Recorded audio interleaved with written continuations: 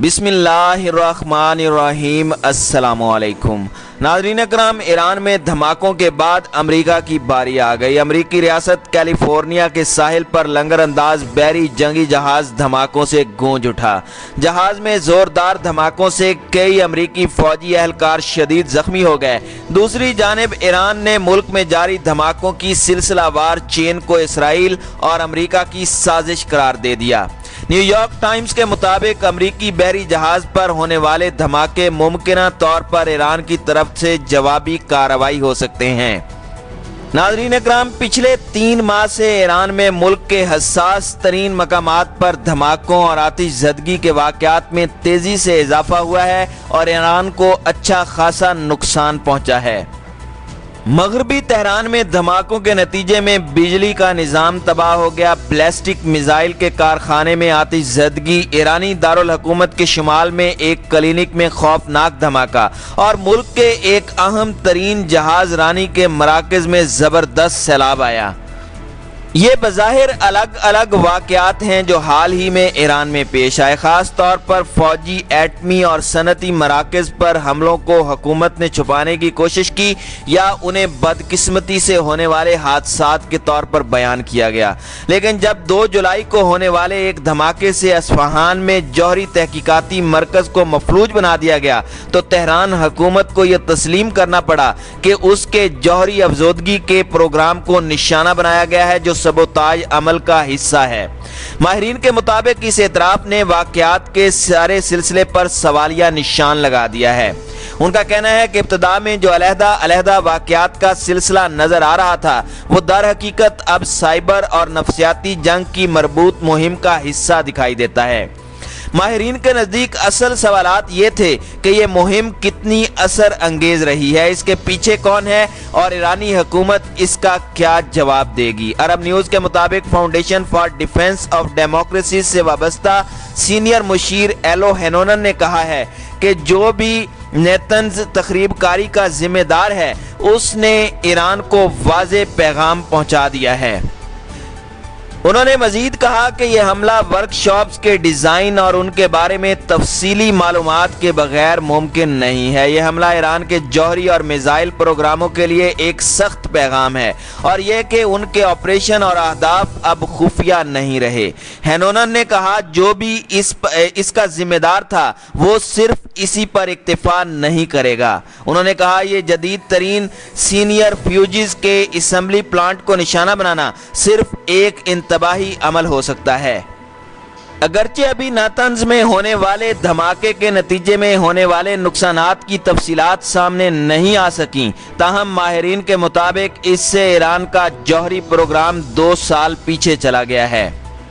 2015 میں ایران اور 6 عالمی طاقتوں کے مابین طے پائے گئے ایٹمی معاہدے کے تحت ایران کو ناتنز میں یورینیم کی افزودگی کے لیے فرسٹ جنریشن کے 5000 سینٹر فیوجز بنانے کی اجازت دی گئی تھی، لیکن ایران نے اس کے بعد جدید سینٹری فیوجز کے انبار لگا دیے، جس کے بعد امریکی صدر ڈونلڈ ٹرمپ کی انتظامیہ 2018 میں اس معاہدے سے دستبردار ہو گئی اور ایران پر معاشی پابندیاں بحال کر دی گئیں۔ ایران بار بار دھمکی دیتا رہا ہے کہ وہ اپنے دفاعی میزائل کی صلاحیت بڑھانے کا عمل جاری رکھے گا۔ عرب گلف اسٹیٹ انسٹی ٹیوٹ سے وابستہ علی الفونیا نے ناتنز میں ہونے والے حملے اور دیگر دھماکوں کا ذکر کرتے ہوئے کہا کہ یہ ایک ہی طرح کا پیٹرن ہے جو پچھلے کئی سالوں تک پھیلا ہوا ہے، جس میں ایران کے جوہری عزائم کو روکنے کے لیے سائبر حملے، تخریب کاری اور سائنسدانوں کو نشانہ بنانے کا استعمال کیا گیا ہے۔ ان حملوں میں استعمال کی گئی تکنیکی نفاست اسرائیلی سائبر تخریب کاری کی طرف اشارہ کرتی ہے۔ اسرائیل نے طویل عرصے سے سائبر حملوں کو ایران کے جوہری اور فوجی صلاحیت کو نشانہ بنانے کے لیے استعمال کیا ہے۔ اس میں سب سے مشہور سٹکس نیٹ حملہ تھا جس نے ایران کے جوہری پروگرام کو 5 سال پیچھے دھکیل دیا تھا۔ ایران پر گہری نظر رکھنے والے ادارے کاراسک کے مطابق ایران کے ایٹمی پروگرام میں درپیش تمام نہیں تو کچھ رکاوٹوں میں اسرائیل کا ہاتھ تھا۔ تب سوال یہ پیدا ہوتا ہے کہ تہران اس کا کیا جواب دے گا، چونکہ تہران کو زیادہ داخلی دباؤ کا سامنا کرنا پڑا اور لوگوں کی نظر میں ان کی مقبولیت مزید ختم ہو رہی ہے۔ اس لیے حکومت کے پاس اپنی طاقت کو ثابت کرنے کا واحد رستہ گرجنا برسنا ہی بچا ہے۔ فن لینڈ میں مقیم ایک ایرانی صحافی سعید الگانجی جو ان واقعات پر نظر رکھے ہوئے ہیں کہتے ہیں کہ یہ واقعات غیر معمولی قسم کے ہیں اور شاید یہ جان بوجھ کر کرائے جا رہے ہیں۔ ایران کی اقتصادی اور فوجی نوعیت کے اہداف کو نشانہ بنانے کا مقصد یہ ہے کہ ایران کی معیشت کی کمر توڑ دی جائے اور حکومت کو مجبور کیا جائے کہ وہ دیگر ملکوں میں مسلح گروہوں اور ملیشیا کو مالی امداد دینا بند کر دے اور مشرق وسطی میں اپنی حکمت عملی تبدیل کر لے۔ دوسری جانب اتوار کی شام سنتیاگو میں امریکی بحریہ کے ایک فوجی اڈے پر ایک امریکی طیارہ بردار جنگی جہاز میں اچانک شدید آگ بھڑک اٹھی ہے۔ ابتدائی اطلاعات سے ظاہر ہوتا ہے کہ جہاز میں دھماکہ ہوا ہے اور اس میں دھماکے سے متعدد اہلکار زخمی ہوئے ہیں۔ آگ پر قابو پانے کے لیے جہاز کے عملے اور فائر بریگیڈ نے آپریشن جاری رکھا ہوا ہے۔ آتش زدگی کے بعد جہاز کے متاثرہ حصے کو خالی کرا لیا گیا تھا۔ فائر فائٹرز نے بتایا کہ اتوار کے روز کیلیفورنیا کے سنتیاگو میں واقع ایک طیارہ بردار جہاز پر آگ بھڑکنے سے کم از کم 18 افراد زخمی ہوئے۔ آگ لگنے کی وجہ کا تعین ابھی تک نہیں کیا جا سکا۔ امریکی ٹیلی ویژن اس آتش زدگی کی تصاویر اور ویڈیوز نشر کر رہے ہیں جس میں جہاز سے دھوئیں کے بادل بلند ہوتے دیکھے جا سکتے ہیں۔ امریکی خفیہ ایجنسیوں نے اس واقعہ کو دہشت گردی قرار دیا ہے اور شبہ ظاہر کیا ہے کہ اس میں ایران ملوث ہو سکتا ہے۔ ایران کے چین کے ساتھ بڑی ڈیل کے بعد سے ان واقعات میں پراسرار طور پر اضافہ دیکھنے میں آیا ہے۔ ایران کی جانب سے یہ حملہ گزشتہ پیش آئے واقعات کا رد عمل ہو سکتا ہے۔ ایران کے خبر رساں ادارے ارینا نے یہ تسلیم کیا ہے کہ نتنز میں آتش زدگی دشمن ملک کی جانب سے اور خاص کر یہودیوں اور امریکہ کی تخریب کاری کا نتیجہ ہو سکتی ہے۔ ایران کے شہری دفاع کے وزیر نے اپنے عزم کا اعلان کیا ہے کہ اگر یہ ثابت ہو گیا کہ ایران سائبر حملوں کا نشانہ بنا تھا تو پھر جوابی کارروائی کی جائے گی۔ گزشتہ اتوار مشرق وسطی کے ایک ملک کے انٹیلیجنس ذریعے جس کا نام نہیں بتایا گیا اس نے نیو یارک ٹائمز کو بتایا کہ نتنز میں یہ دھماکہ اسرائیل نے کرایا ہے۔ اس سے ایک دن پہلے اسرائیل کی وزارت خارجہ نے موہوم سے انداز میں کہا کہ جب ہم پر ایران میں کسی کارروائی کا الزام لگتا ہے تو ہم کہتے ہیں کہ بہتر ہے کہ کچھ نہ بولا جائے۔ اسرائیل عموماً ایسی کارروائیوں کی ذمہ داری قبول نہیں کرتا اور ایرانی حکام نے اسرائیل پر براہ راست الزام لگانے سے گریز کیا ہے، لیکن ایسا لگتا ہے کہ دونوں ملکوں کے درمیان سائبر جنگ شروع ہو چکی ہے۔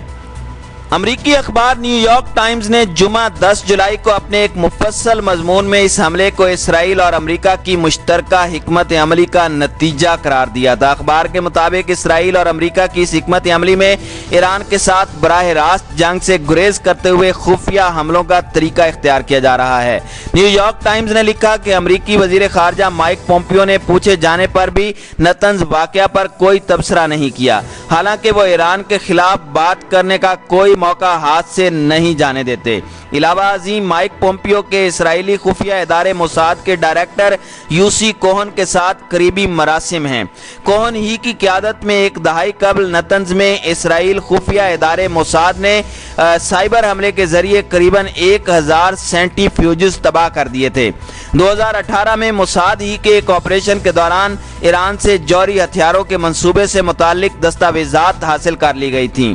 ایران کی جوہری ہتھیار حاصل کرنے کی صلاحیت ختم کرنے یا سست کرنے کے ساتھ ساتھ ایسے خفیہ آپریشنز میں ایک پہلو یہ بھی سامنے رکھا گیا کہ ایرانیوں کو آپس میں بھی لڑایا جائے۔ کوہن کی مدت ملازمت ختم ہونے والی تھی، لیکن نتنز حملے کے ساتھ ہی ملازمت میں مزید 6 ماہ کی توسیع کر دی گئی۔